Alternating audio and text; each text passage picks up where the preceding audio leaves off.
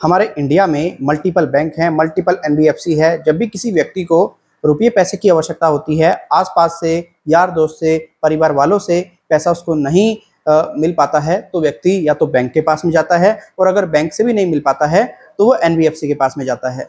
पैसा बैंक और एनबीएफसी से उसको मिल तो जाता है, लेकिन दिक्कत परेशानी तब बन जाती है जब व्यक्ति किसी कारणवश पैसा चुकाने में थोड़ी देरी कर दे या फिर कंप्लीटली पैसा ना चुका पाए, पूरी तरीके से लोन को डिफॉल्ट कर दे। तो काफ़ी दिक्कत परेशानी व्यक्ति के सामने आती है, जैसे रिकवरी एजेंट हरास करते हैं, डराते हैं, धमकाते हैं, बेइज्जत करते हैं, पूरे तरीके से परेशान करके रख देते हैं। बहुत से ऐसे व्यक्ति हैं जो लोन को कंप्लीटली डिफॉल्ट कर देते हैं, रुपया पैसा उनके पास में होता ही नहीं है, वो पूरी तरीके से नहीं चुका पाते हैं लोन को। तो बैंक एनबीएफसी जब काफ़ी टाइम हो जाता है अनसिक्योर लोन में, लोगों को सेटलमेंट का ऑफर देता है कि भाई ठीक है, आप एक काम करो, ब्याज पेनल्टी वगैरह सब कुछ हम आपका हटा देते हैं, आप पूरे तरीके से लोन को सेटलमेंट कर लो। जितना ज़्यादा समय हो जाता है उतना अधिक बैंक एनबीएफसी ग्राहक को डिस्काउंट देते हैं। मानो किसी व्यक्ति ने 50,000 का लोन लिया है और वो 1-2 साल से पे नहीं कर रहा है, तो अनसिक्योर लोन अगर हुआ, क्रेडिट कार्ड का बिल हुआ, तो उसका वो पूरी उम्मीद है कि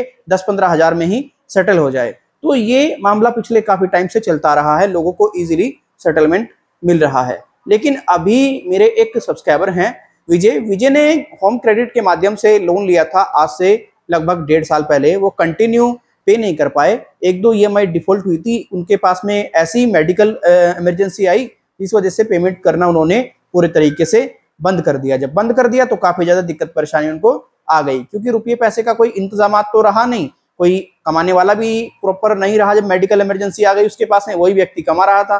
जब वो ठीक हुआ तो जो केस था वो बहुत ज़्यादा खराब हो चुका था, मतलब बहुत सारी समस्याएं आ चुकी थी। अब उसका ये मानना है कि बस मुझे सेटलमेंट मिल जाए तो ज़्यादा बेटर है, मैं कोई और ऑप्शन लेना ही नहीं चाहता। मैंने बात भी की थी उससे, उसका यही कहना है कि सेटलमेंट मिल जाए। लेकिन सेटलमेंट जैसे ही वो करने की बात करता है तो उसको कई बार कंपनी के द्वारा ये कहा जा रहा है, हालांकि मैं ऐसा नहीं मानता कि कंपनी ने डायरेक्टली ऐसा कहा होगा, हो सकता है रिकवरी एजेंटों ने ऐसा कहा हो। ये कहा जा रहा है कि 2024 के आरबीआई के रूल हैं, किसी व्यक्ति का अब हम कोई सेटलमेंट नहीं करेंगे, और सेटलमेंट पे पूरे तरीके से रोक लग गई है।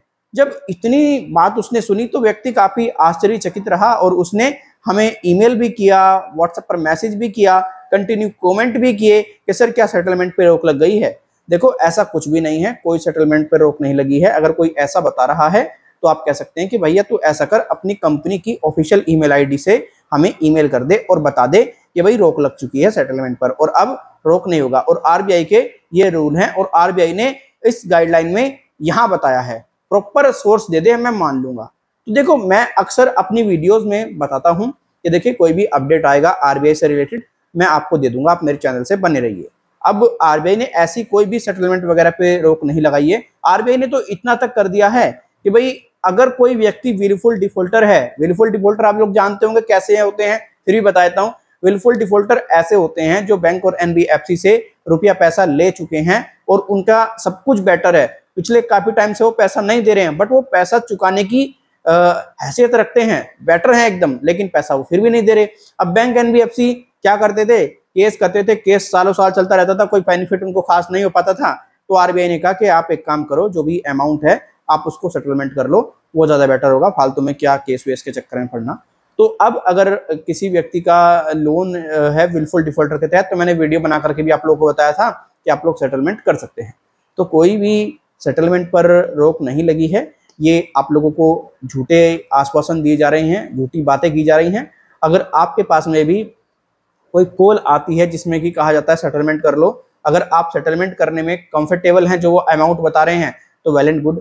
अन्यथा आप सेटलमेंट को प्रॉपर तरीके से इग्नोर कर सकते हैं, मना कर सकते हैं, उन पर कोई ध्यान नहीं दे तो ज़्यादा बेटर। जितना अधिक समय होगा उतना अधिक आपको डिस्काउंट मिलेगा। अब काफ़ी व्यक्ति ऐसा समझते हैं कि सेटलमेंट कराना बहुत बड़ी बात है, बहुत अच्छी बात है, बहुत गुड बात है।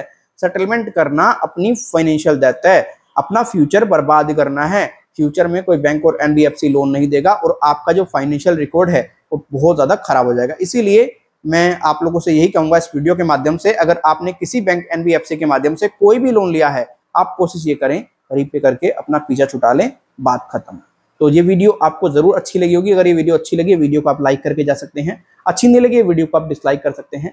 कोई सुझाव है आपके पास में तो वो कमेंट के जरिए दे सकते हैं। आप प्रताड़ित हैं, परेशान हैं, कोई एडवाइस चाहते हैं इमीडिएटली, तो आप हमारा पेड सर्विस का यूज कर सकते हैं। ये हमारा व्हाट्सएप नंबर है, यहाँ पर आप हमसे संपर्क कीजिएगा। अपना नाम, अपना मोबाइल नंबर प्लस आपकी जो प्रॉब्लम है वो लिखिएगा और आप टेलीफोनिकली हमसे अपॉइंटमेंट लीजिएगा। आपको हम गाइड कर देंगे आपको क्या करना है आपकी प्रॉब्लम के अकॉर्डिंग। बट ध्यान रखें, ये हमारी पेड सर्विस है। यहाँ पर हमसे अपॉइंटमेंट लेने का, बातचीत करने का आपको चार्ज पे करना पड़ेगा। और चार्ज भी ऐसा नहीं है 1000 रुपए, 2000 रुपए, 3000 रुपए, 4000 रुपए, बहुत मिनिमम अमाउंट का चार्ज आपको यहाँ पर पे करना पड़ेगा। तो चलिए फिर मिलते हैं किसी और वीडियो में।